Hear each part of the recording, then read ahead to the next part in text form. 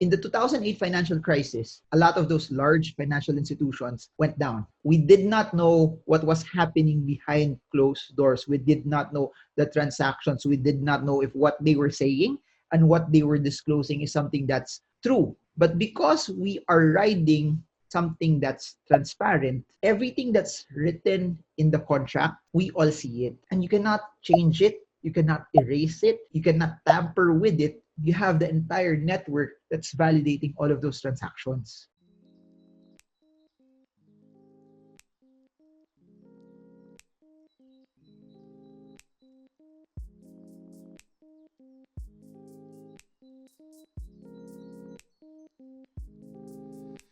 In this video, I want to talk about smart contracts and how important and relevant they are if you are investing in the cryptocurrency space. So for those who have been investing, everyone talks about Bitcoin and everyone always thinks that when you look at the cryptocurrency market, all of those tokens / currencies are all the same as Bitcoin, that you treat it as a currency. The only reason why everyone looks at cryptocurrencies as Bitcoin, it's primarily because Bitcoin was one of the first ones, that its main purpose when it was created was to somehow become a currency where people could exchange. But if you've been watching my previous videos, I've noted that somehow the narrative has been shifting, that it's not just anymore something that people could use in a digital form for people to be able to transact, but it has also moved into something that's a storer of value.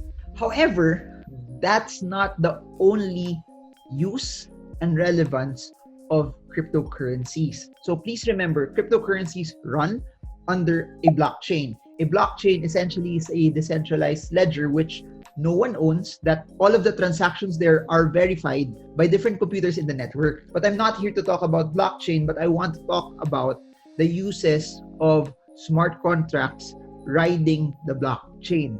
And for those who have been into the cryptocurrency space for quite some time, one of the largest cryptocurrencies that uses smart contracts is Ethereum. Cardano is also trying to rival Ethereum in terms of being a smart contract and trying to fulfill a lot of the deficiencies that Ethereum actually has. For those who are pretty much into Binance and BNB, you can use BNB, Binance, and stake it to let it ride the Binance chain, which is also a way for you to be able to stake smart contract. I've seen a lot of people enter the cryptocurrency space just thinking that everything is just about Bitcoin, that if I buy it and it's scarce, it will go up in value. Please remember, there has to be a larger reason than that on why you are investing. If in the stock market we do fundamental analysis, you know how the company is earning money, who's its competitors, who's the CEO. If you are putting that amount of attention in buying corporations, you also need to know that when you are entering the cryptocurrency space, especially right now,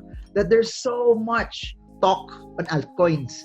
And there's nothing wrong buying altcoins. There's nothing wrong buying projects that are new, but at least you need to know what are they. One of the derivations of cryptocurrencies is smart contracts. People always talk about everything that's in the cryptocurrency space to have a function na parang currency. But in my opinion, smart contracts, even Ethereum ETH, is more of a token than a currency in itself. Let's talk about what a contract is first, and then I'll talk about what a smart contract is. A normal contract is an agreement between two parties. I'm a landlord of a condo and I have a tenant, and that tenant would rent from me. The agreement there is every month na nagre-rent siya, I get paid a certain rental fee, and in exchange, they get to use that particular condo. You have to trust that landlord, or you have to trust the person who's renting it out from you, that they will hold through whatever the contract or the agreement is. So that being said, let's define what a smart contract is. So a smart contract, as you all know, it's riding the blockchain. And if there's one thing that I want you to get in anything that's riding the blockchain, it's immutable. Hindi mo na siya pwedeng palitan. It's transparent. Whatever happens there, everyone in the computer system can actually see it and know what's going on, and decentralized. It gives you so much advantages. I really believe it becomes the future of how we will conduct finance. In the 2008 financial crisis, a lot of those large financial institutions went down. We did not know what was happening behind closed doors. We did not know the transactions. We did not know if what they were saying and what they were disclosing is something that's true. But because we are riding something that's transparent, everything that's written in the contract, we all see it. Syempre nung 90s, no, uso nun, CDs.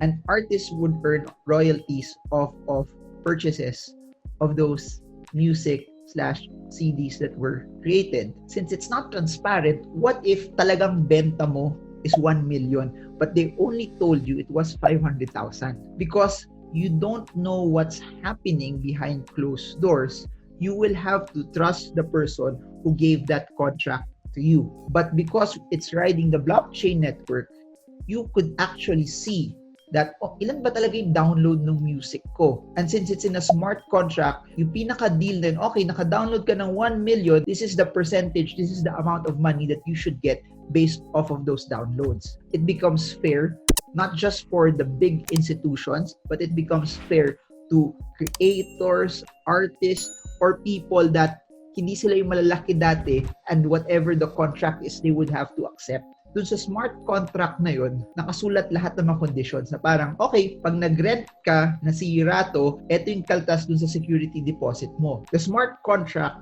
because it's based on algorithms, it's based on code, will automatically deduct the payment already. Yung deposit, babalik mo sa tenant, then yung kinaltas na amount, it will go also to the landlord. So it's a smart contract because whatever the parameters are in that deal, it gets enforced by the program itself. Imagine the amount of time you get to save.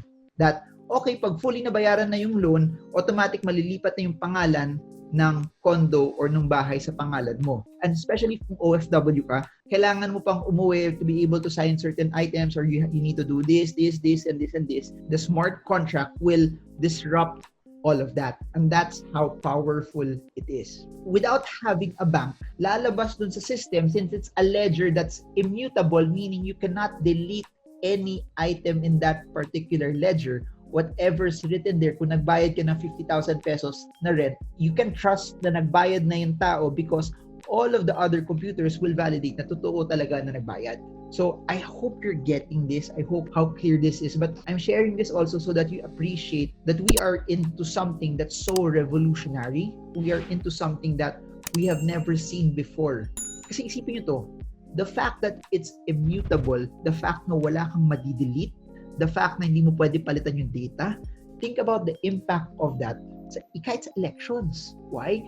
You put an election into a smart contract. By 5 p.m., tapos na yung botohan, lahat ng bumoto, sabihin natin 10 million yung bumoto, they will be counted immediately. As they're counted, whoever is the number one there, and then it gets validated by all of the computers, siya na yung mananalo sa election. And you cannot change it, you cannot erase it, you cannot tamper with it. You have the entire network that's validating all of those transactions. So think about the applications of this, not just in finance, but think about so many ways contracts and agreements could be done. And they're already coded into that particular smart contract. In the future, there will be a lot of jobs that will be displaced by technology. There will be a lot of jobs that will be displaced by automation. There will be a lot of jobs that the blockchain network will disrupt.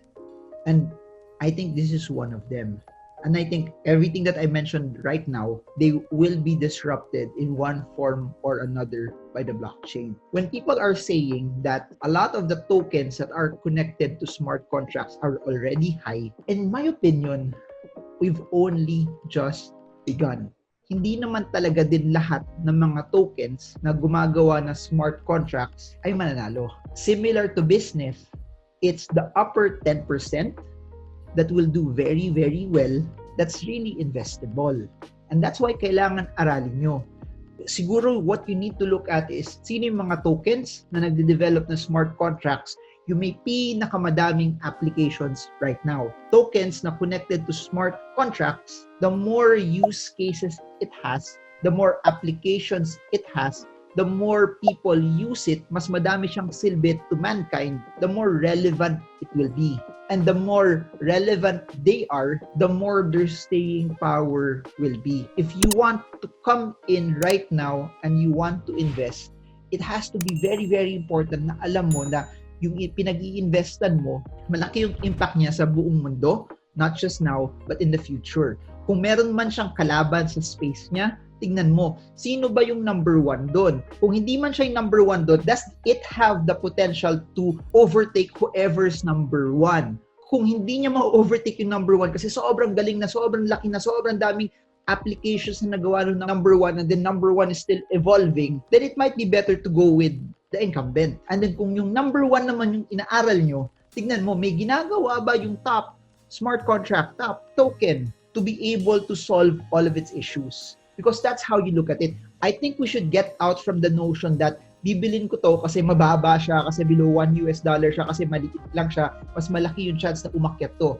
Pero hindi siya aakyat, hindi siya magiging sustainable kung wala naman gumagamit sa kanya, kung wala siyang real-world application, kung wala siya dinidisrupt na current technology or current pain point na pinagdadanasan natin ngayon. I hope that this is something that's helping you. I'm doing my best also that I get to explain this in a way na hindi siya mahirap maintindihan, that you understand what smart contracts are. And if you want a deeper dive also on smart contracts, put it in the comment section below. If you have questions about this, please put it in the comment section below. Kasi the biggest mentality of people right now is they're thinking na, mahal na yung Bitcoin, mahal na yung cryptocurrencies eh. But if you realize that yung application niya, that sobrang dami pang pwedeng magawa sa kanya, you will realize that we are just at the beginning, that we are just at the cusp. Kasi here's what people need to know eh. Totoo, lahat ng mga cryptocurrencies right now sobrang taas. And madali mag-invest pag umakyat lahat. Pero please remember this, I'm saying this April 2021, there will come a point later on na bababa to. And knowing what you are investing in will give you the confidence sa pag bumaba yun, kayo yung sasalo with conviction. Kayo yung sasalo when everyone else is scared. And that comes from knowing what you're getting into. And if there's one thing that I pride myself in this channel from the time that we've been doing videos in the stock market, this is here also to create the foundation of what you're investing on.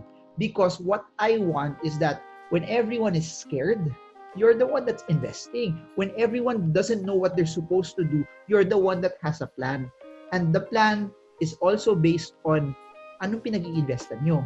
And kaya ako sinasabi that do not invest in something that you do not understand, because if you invest in something that you do not understand, when times are not good, you will be one of the first that panics.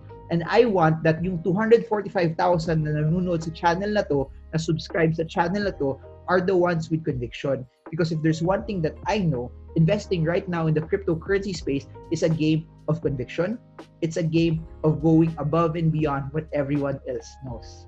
So I hope you got a lot from this, and I hope that this is something that's helping you. For those who want to learn more or actually want to start to invest in cryptocurrencies, in the description below, we have brokers, platforms that will allow you to invest and start and get your own cryptocurrency as well. So I hope you guys got a lot from this. And if you want to know more about me, my name's Marvin Germo. I'm a stock market trader and investor, and I create daily videos on how you can invest and make your money grow for you. But this time, since cryptocurrencies are gaining relevance, I really felt that it's also time, above and beyond me investing massively in it, to educate more and more people that will grow in the knowledge of this. So that's it for now. Marvin Germo. I hope this video helps you trade well, trade strong, trade smart. See you all again soon, guys, and God bless you all.